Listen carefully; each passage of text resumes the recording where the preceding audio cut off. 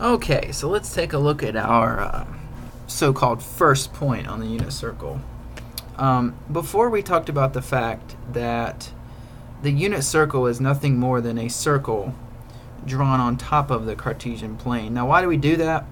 Well, it's just so that we can, when we start to figure out points on the circle, we can write them in terms of x and y. So that leads us to our starting point here.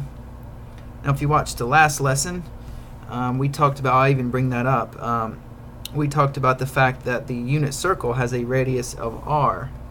But what I want to do, and we said that the starting point there was r comma 0, okay, because if the radius is 10, right, then this point would be 10 comma 0, because this would be 10 units long. But whatever the radius is, your starting point, your x value would be that the value of that radius, comma 0, because the y value would be 0. So make sure you're comfortable with the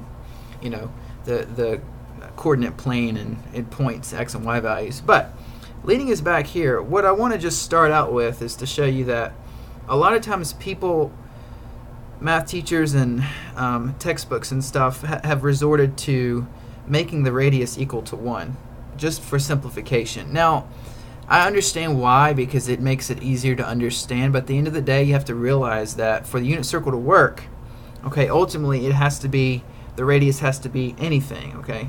It has to be any number you can think of, just because circles change, right? In order for math to work, it has to be true for all circles, not just one with a radius of 1.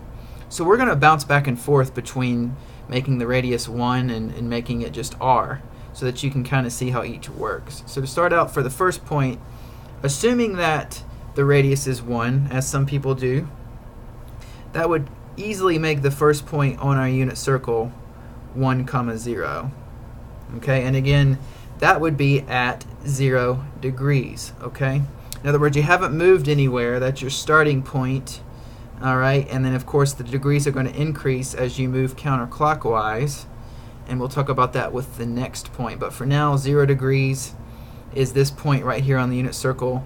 It's 1, 0 if we assume that the radius is 0. Okay, however, to be more accurate, it's actually, the radius is anything as big as the circle wants to be. So if it was 10, the starting point would be 10, 0 or whatever. That would be your x, y point. And again, this is at theta equals 0 degrees. Next lesson, we're going to move up to 30 degrees.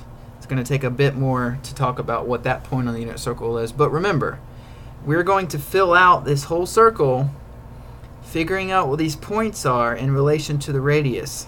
Okay, sometimes we'll assume the radius is 1. Sometimes we'll assume that it's r, meaning it can be as big or as small as it wants to be. I'm going to be using this app that I made. It's a unit circle touch app where you can just touch each point and give you the actual value on the circle. We'll talk about where those come from. But for right now, we're just right here at 1 comma 0 at 0 degrees. And if you on this app, you can actually click on radius down here and change it to r, and there it will give you the value of 1r comma 0r in terms of a general radius. So I hope that helps. First, when you see radius equals 1, it makes it more concrete, but you need to understand that the radius can be as big as it, as big or small as it wants to be. So the radius would be r in that situation.